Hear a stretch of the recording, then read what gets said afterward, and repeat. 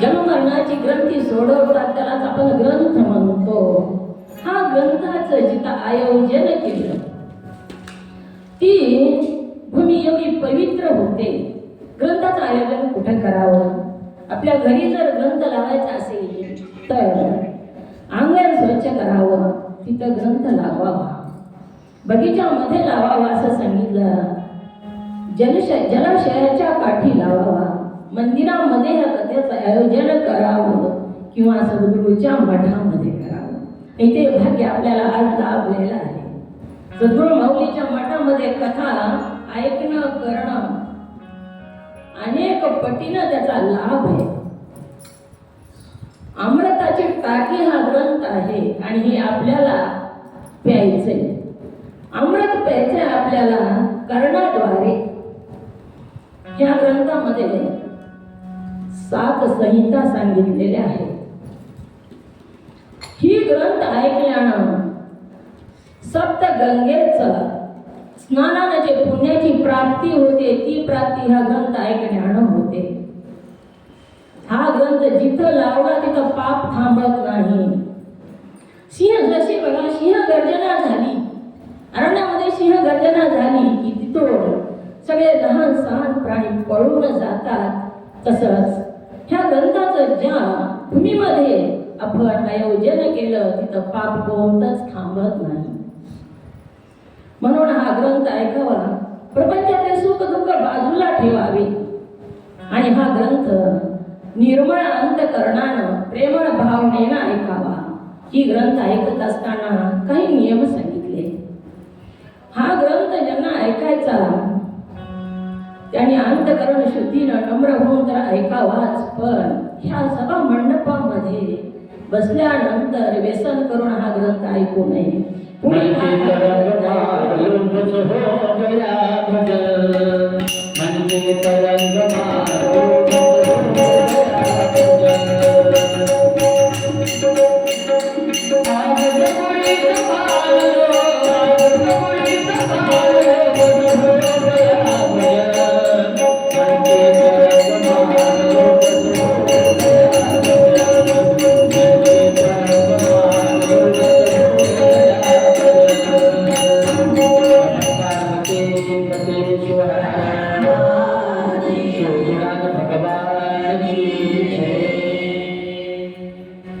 अंतकरण शुद्ध करून आनंदी अंतकरणानं आणि नम्र होऊन हा ग्रंथ ऐकावा.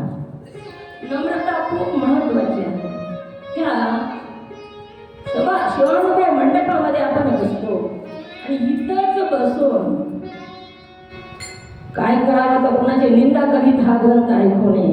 7 दिवस ब्रह्मचार्य व्रताचं पालन करावं. बरेच नियम सांगितलेले आहेत त्या ग्रंथामध्ये. पण खरं तर जसं मन लागल तसं हा ग्रंथ ऐकावा. भरपूर जेवण करून जांभळ्याचा ग्रंथ ऐकू नये.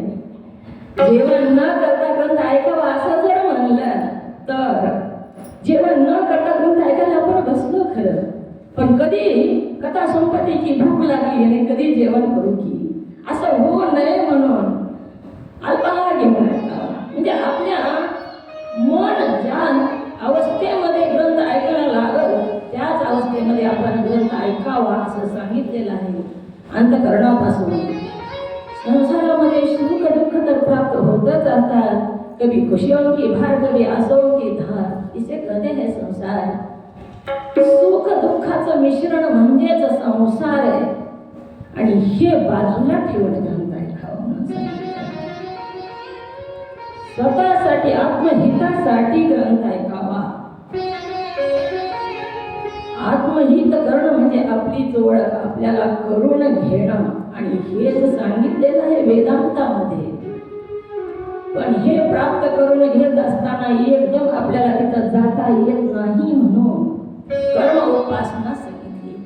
आधी कर्म करा, पुन्हा उपासना करा आणि पुन्हा ज्ञान मार्गाला लागा. अंतकरण शुद्धी झाल्याशिवाय ज्ञान त्या घड्यामध्ये पडत नाही आणि नम्र झाल्याशिवाय सुद्धा ज्ञान प्राप्त होत नाही. साधा आपण रस्त्याने जाऊ द्या, रस्त्याने आपण जात आहात आपली वस्तू जमिनीवर पडली तर त्या जमिनीपुढे नम्र व्हावं लागतं, तेव्हा ते वस्तू आपल्या हातामध्ये येते. मग ही तर मौल्यवान ज्ञान आहे. ही ज्ञानाचा सागर आहे बघा. या सागरामध्ये थोडं थोडं आपला देहरूपी घडा आहे, ह्याच्यामध्ये आपल्याला भरून घ्यायचे. आणि ग्रंथ ऐकत असताना पहिल्या दिवशीपासून ग्रंथ ऐकावा. पण बघा तुम्ही म्हणा कुणाला चला ग्रंथ ऐकायला, काय म्हणता तो? आज तर सुरू झाला, उद्या ऐकू ग्रंथ. अजून 7 दिवस आहे ना ग्रंथ, आजच्या दिवस राहू दे, आज तर सुरू झालेला आहे. पण शाश्वती आहे का तुम्हाला? किती अज्ञान आहे. उद्याच्या दिवसाची शाश्वती आहे, त्यांची शाश्वती बघा तुम्ही आहे. जर आपण फॅन विकत आणला तर तो जो व्यापारी आहे, तो दुकानदार आहे, तो 1 वर्षाची गॅरंटी देतो. पण ह्या देहाची गॅरंटी पुढच्या श्वासाची सुद्धा नाही.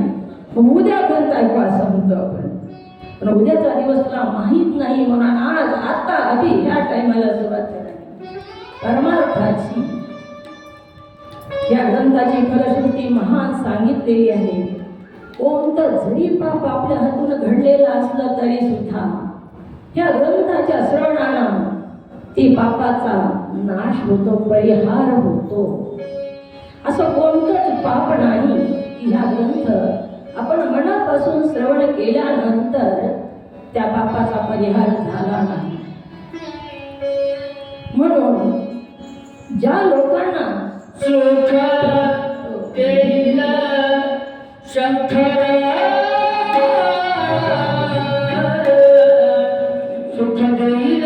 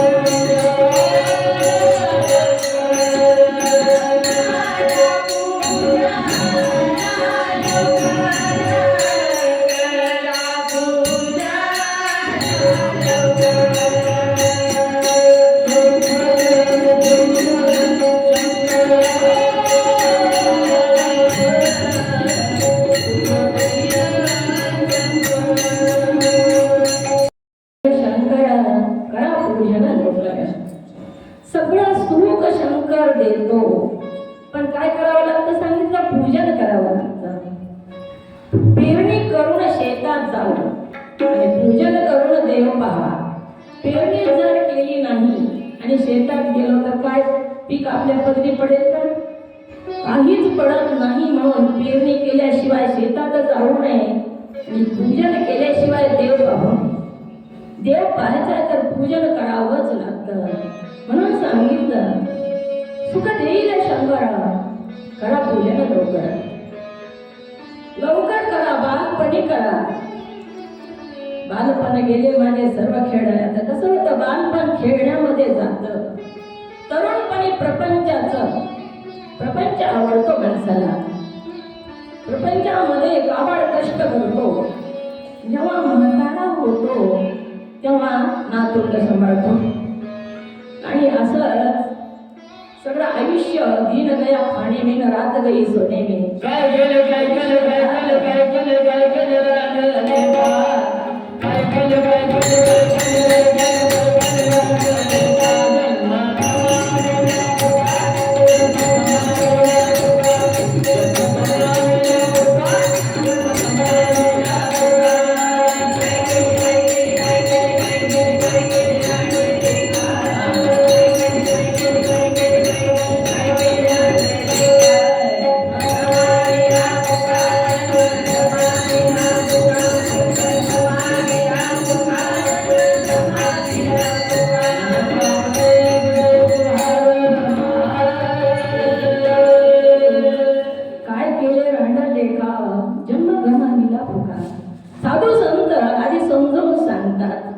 आईसारखी असतात. आई आधी समजून सांगते ना, ऐकत नाही तर शिवाय पण देते. रांड बेकार जन्म गमालीला फुगा. असंच आज जे चरित्र सांगावं लागतं ते आज सांगावं लागेल. ग्रंथाची माहिती सांगून आज पहिल्या दिवशीचं चरित्र, देवराज ब्राह्मणाचं चरित्र सांगितलं या शिवमहापुराण कथेमध्ये. देवराज नावाचा एक ब्राह्मण होता आणि तो ब्राह्मण भिल्लाच्या नगरीमध्ये राहत होता. त्याचं जे गाव होतं त्या गावामध्ये सगळे भिल्ल लोक राहायचे. भिल्लाच्या नगरीमध्ये राहत असल्या कारणानं तो ब्राह्मण होता पण अशिक्षित होता आणि त्याला कोणतेही संस्कार लागलेले नाही.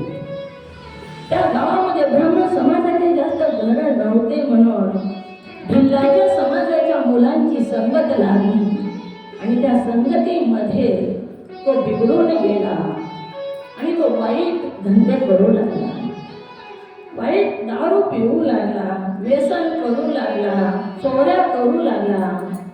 अशा प्रकारे वाईट संगतीमुळे तो वाईट मार्गाला लागलेला आहे. हे करत करत त्याने व्यवसाय सुद्धा, दारूचा धंदा करायचा, व्यवसाय सुद्धा तसाच सुरू केला. आई वडील मात्र धार्मिक होते, पूजन अर्चन करायचे, नित्यनेम त्यांचा सुरू होता. जेव्हा हा देवराज वाईट मार्गाला लागला तेव्हा मात्र त्या माता पित्याला दुःख होऊ लागलं.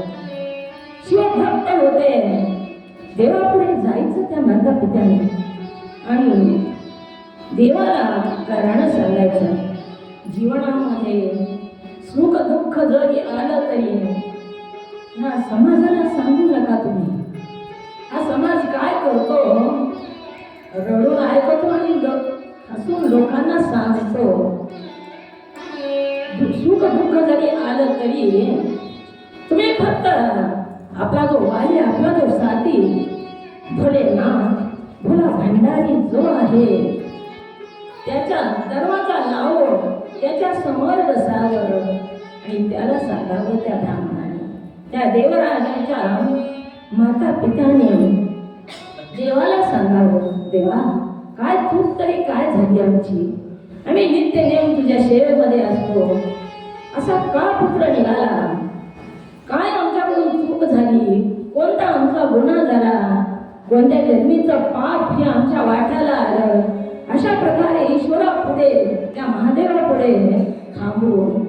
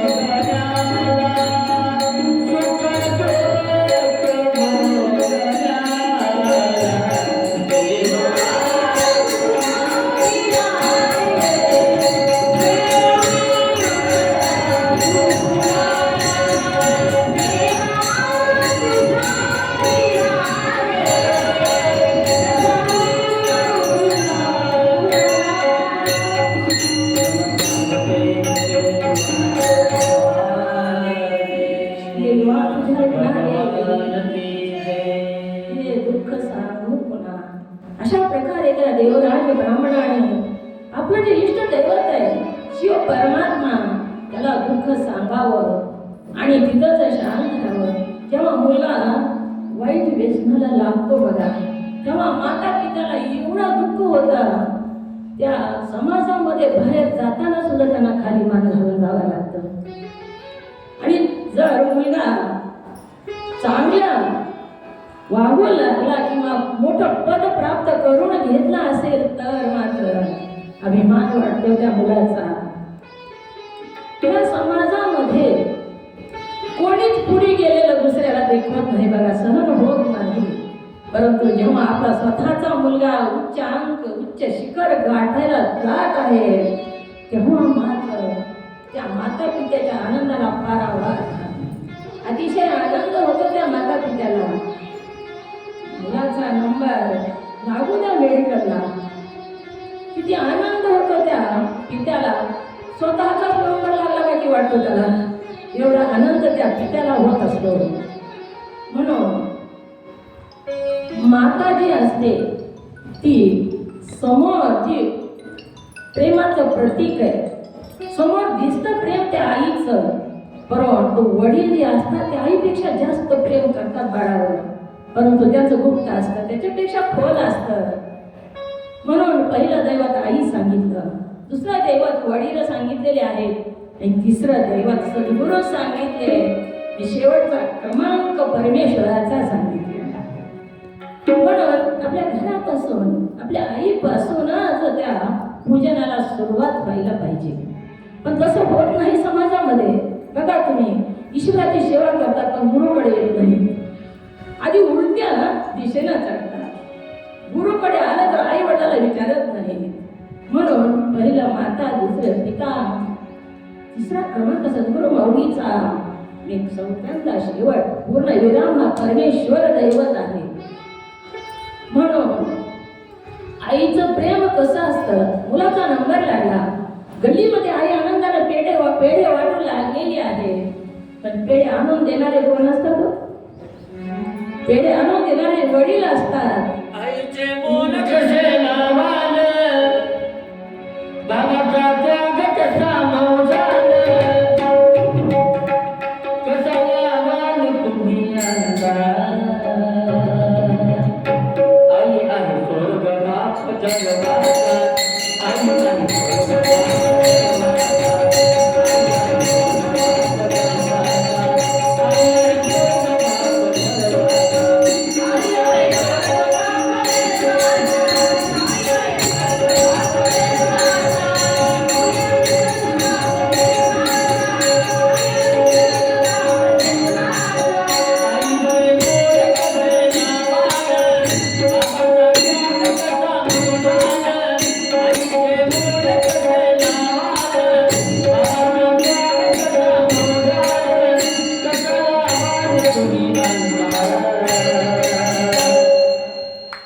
आहे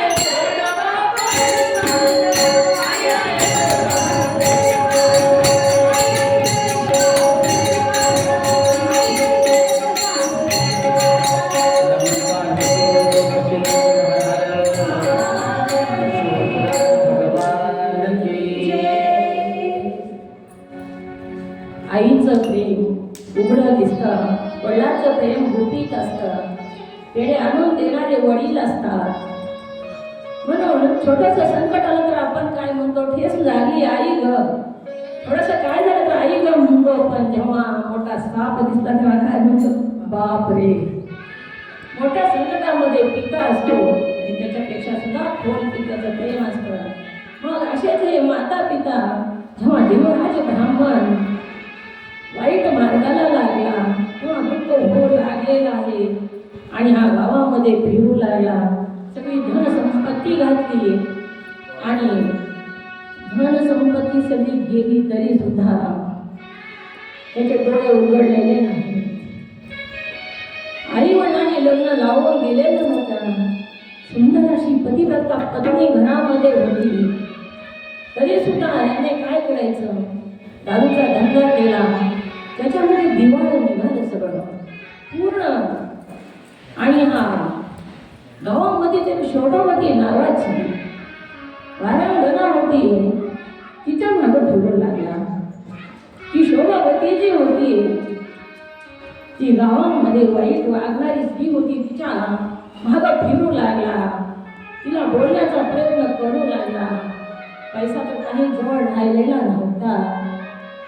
ती एके दिवशी शोभावती जी होती ती स्नानाला नदीवर गेली. नदीवर गेली असताना हा तिथं गेला आणि तिला आपल्या मनातल्या भावना त्याने सांगितलेल्या आहेत. तेव्हा ती शोभावती म्हणाली, माझ्याशी लग्न करतेस का, असं तो देवराज ब्राह्मण म्हणाला.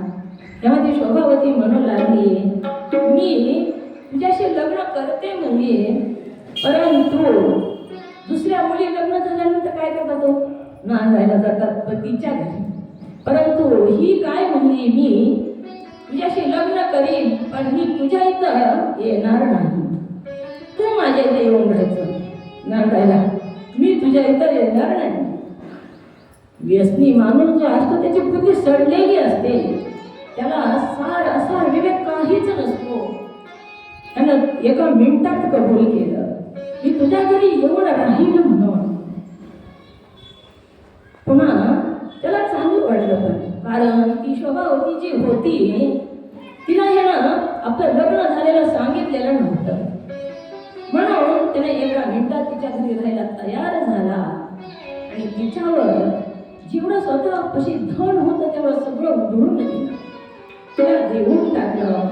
1 महिना 2 महिना झाले आणि पुन्हा मात्र त्याच्यापाशी पैसे नाहीत म्हणून त्या शोभावतीने ह्याला हात मिळवून दिला.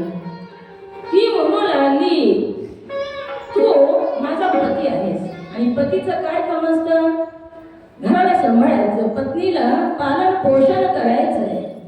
मग तू माझा पती आहेस तर तू माझं पालन पोषण करायचं, तू धन कमवून आणायचं आणि मला द्यायचं. परंतु त्याच्यापेक्षा काहीच नव्हतं. हा घरी आला आणि घरी येऊन वडिलांना म्हणू लागला, पैसे पाहिजे म्हणू लागला. वडिलांनी नाही म्हणले. तेव्हा पत्नीशी पण भांडण झालं, कडाक्याचं भांडण झालं. इतक्या दिवस कुठे गेला होता म्हणून त्यानं पत्नीला चापट मारली आणि पत्नी पटकन खाली पडली. अशक्त झालेली होती. जेव्हा मुलगी लग्न करून सासरी जाते तेव्हा तिला दुसऱ्या कोणाचं सुख नाही मिळालं तरी हरकत नाही, पण पतीच्या सुखाची अपेक्षा तिच्याकडं तिला असते. पतीनं मला गोड बोलावं, पतीनं माझ्याशी चांगलं वागावं ही त्या मुलीची अपेक्षा असते. आणि अशी तर तिची अपेक्षा होती, परंतु हा 2-2 महिने घरी यायचा असतो. म्हणून भांडण झालं. जेव्हा लग्न होऊन ह्याच्या घरी आली, मुलगी जेव्हा सासरी येते तेव्हा सगळं सोडून देते का बाहेरचं, नाव सोडते, गाव सोडते, सगळं सोडते. माता पिता जे असतात किती मुलीला लाडा कोडाला वाढवतात, लहानाचं मोठं करतात, फीस भरतात, शिक्षण शिकवतात, सगळं करतात. परंतु जेव्हा लग्न होतात आणि लग्न होऊन सासरी येते तेव्हा ती कुळ बदलते, नाव बदलते, सगळंच बदलते आणि वडिलाच्या नाव हटवते, आपल्या नावापुढचं आणि पतीचं नाव लावते. तितका समर्पण भाव त्या मुलीचा असतो. ती हात तिचे असतात पण बांगड्या पतीच्या नावाचे घालते, कंपाळ तिचा असतं कुंकू पतीच्या नावाचं लावते, नाक तिचा असतं नथ पतीच्या नावाची घालते, कंड तिचा असतो मंगळसूत्र पतीच्या नावाचं असतं, पाय तिचे असतात जोडे पतीच्या नावाचे असतात. एवढा समर्पण भाव करून ती आलेली असते आणि तिला काहीच सुख त्या घरामध्ये प्राप्त झालेलं नाही. त्या देवराज ब्राह्मणानं तिला चापट मारली, ती पटकन खाली पडली आणि गतप्राण झाली. गतप्राण झालेली बघून त्याचे वडील आले त्या देवराजाचे आणि म्हणू लागले, मूर्खा काय करतोस हे, अरे लक्ष्मी सारखी पत्नी तुझी, भाग्यवान आहेस, अशी पत्नी तुला प्राप्त झाली, मिळाली आणि तिला मारतोस. मला लाज वाटते तुझ्यासारखा पुत्र माझ्या पोटी जन्माला आला म्हणून. असं वडिलांनी अनेक ठिकाणी त्याला कान उघडणी केलेली आहे. परंतु त्याच्या काही लक्षात आलेलं नाही. वडिलांनी पैसे पुन्हा मागू लागला तेव्हा वडील म्हणाले, पैसे नाही, तू घराच्या बाहेर हो. घराच्या बाहेर हो म्हणल्यानंतर हा म्हणू लागला, माझा हिस्सा मला द्या, वाटून द्या मला. वाटून देत नाही म्हणाले वडील. माझ्या जर सुनेला मारलंस, लक्ष्मीसारख्या पत्नीला मारलंस, तिला जर काही झालं तर मी तुला सोडणार नाही. मी तुला कोर्टात खेचील, तुला पोलिसाच्या हवाले करेल. माझा मुलगा आहे हे सुद्धा मी विसरून जाईल, असं त्यांनी सांगितलेलं आहे. तसं म्हटल्यानंतर ह्यानं वडिलाचाही गळा दाबला आणि वडिलाचाही खून केला, मारून टाकलं. पत्नीला मारून टाकलं, वडिलाला मारून टाकलं. हे दृश्य बघून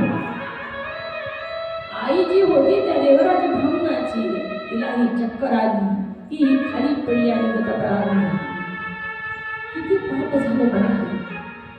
पत्नीला मारलं, वडिलाला मारून टाकलं, आई गतप्राण झाली. एवढं होऊन सुद्धा जो व्यसनात उतरलेला असतो ना, त्याचा विवेक संपलेला असतो, त्याचा अंतःकरणाच्या वरती सगळ्या नाश झालेला असतो. प्रेम भावनेचा, वृत्तीचा, चांगली वृत्ती असतात त्याचा.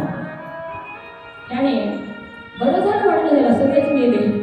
आता थोडीफार शेती जी आहे ती शेती मी विकून टाकली. थोडं थोडं धन त्याने विकलं आणि विकून त्या शोभावतीला पैसे म्हणून द्यायचा. थोडं थोडं त्याने विकायचा, उदरनिर्वाह म्हणून पैसे नेऊन द्यायचा. किती दिवस पुरतच असलेलं पुरत नसतं. जरा असं तरच ते पुरतं, नाही तर असलेलं धन पुरत नाही. तेही धन संपलेलं आहे. आणि पुन्हा त्या शोभावतीने ह्याला हाकलून दिलं. हा घराच्या बाहेर पडला, ह्याच्याकडं काहीच राहिलेलं नव्हतं. मग एक मंदिर होतं असंच. त्या मंदिरामध्ये शिवकथा सुरू होती. ह्याच्या पोटामध्ये भुकेनं डोंग उठलेला होता. अन्न 3-3 दिवस खायला मिळालेलं नव्हतं. त्या शोभावतीने ह्याला हाकलून दिलेलं होतं. आणि ह्याला भूक लागलेली असल्या कारणानं त्या शिवकथा जिथं सुरू होती तिथं स्वयंपाक सुरू होता आणि स्वयंपाकाचा वास आला ह्याला. ह्याला वाटलं इथं जेवायला मिळेल आता आपल्याला. पोटामध्ये भूक लागलेली आहे, भुकेचा डोंग उठलेला आहे, काहीतरी खावंसं वाटू लागलेलं आहे. आणि इथं जर आपण बसलो तर आपल्याला नक्की जेवायला मिळेल आता म्हणून तो तिथं बसला. शिवकथेमध्ये कोणालाही परवानगी असते बघा इथं यायला. महादेवाचं भंडार खुललंय दार त्याचं, कुणीही या आणि कुणीही जा. असा तिथं आला, त्या मंडपातल्या एका खांबाला टेकून बसलेला आहे.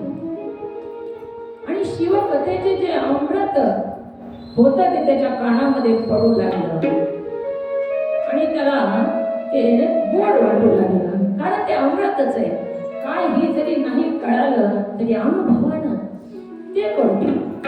लहान मूल असतं आणि आपण लहान मुलाला साखर तोंडात घालतो, मध घालतो बघायला माझ्याबरोबर. त्याला काहीच माहीत नाही, पण गोड आहे ही मात्र त्याला माहीत नसते आणि ते चाटतं. तसंच झालेलं आहे. हा जो देवराज ब्राह्मण आहे तो त्या शिवकथेमध्ये येऊन बसला आणि कथेचे अमृत शब्द त्याच्या कानाद्वारे मध्ये जाऊ लागले. त्याला अतिशय गोड वाटू लागले. जेवणही मिळालं आणि अशीच त्यानं 7 दिवस कथा ऐकली. जेवणाची व्यवस्था झाली म्हणून तो तिथंच राहिला. 7 दिवस कथा ऐकली आणि कथा ऐकत असताना त्याच्या पापाला आग लागल्यासारखं झालं. अंतःकरण शुद्ध होऊ लागलं. ती शब्द कथेचे गोड लागू लागले. आणि ही 7 दिवस कथा ऐकल्यानंतर एके दिवशी बाहेर गेला. पाऊस आलेला होता. पावसामध्ये भिजला आणि परत आला. झोपण्यासाठी जागा कुठंच नव्हती म्हणून मंडपातच झोपला आणि तिथंच गतप्राण झाला. पांघरायला सुद्धा काहीच नव्हतं आणि त्याच मंडपामध्ये गतप्राण झाला. परंतु महादेवाचे जे शिवदूत तिथं आलेले आहेत त्याला नेण्यासाठी. पण काळाचे सुद्धा शिवदूत, यमराजाचे सुद्धा शिवदूत दूत तिथं आले आणि शिवाचे सुद्धा पार्षद तिथं त्याला नेण्यासाठी आलेले आहेत.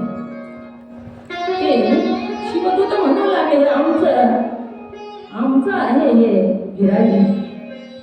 यमदूताने सांगितलं नाही, ह्याने आईला मारलं, माता पित्याचा हत्यारा आहे ही, ह्यानं पत्नीचा खून केला, ह्यानं जेवढे नाही तेवढे सगळे पाप ह्यानं जेवढे असतील तेवढे केलेले आहेत, त्यामुळे हे आमचं गिराईक आहे आणि आम्ही याला घेऊन जाणार.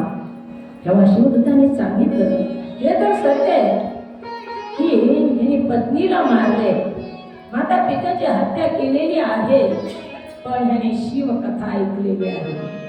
ही शिवकथा ही अमृत पिल्यानंतर अमृत होतो, तसं शिवकथा जो ऐकतो मनापासून, जो शिवकथा ऐकतो तो मुक्त झाल्याशिवाय राहत नाही. सर्व तीर्थाचं भूमीवरच्या दर्शन ह्या शिवकथेमधून होतं. म्हणून ह्याने शिवकथा ऐकलेली आहे म्हणून त्याचा उद्धार झाला आणि हा देवराज ब्राह्मण जो होता तो शिवलोकाला गेला. अशी या महती शिव महापुराण कथेच्या सांगितलेली आहे. त्या कथेचे शब्द अमृत आहे, की ज्ञान सुद्धा अमृतच आहे. ज्ञान जे असतं ते बघा सांगितल्यानंतर वाढ होते.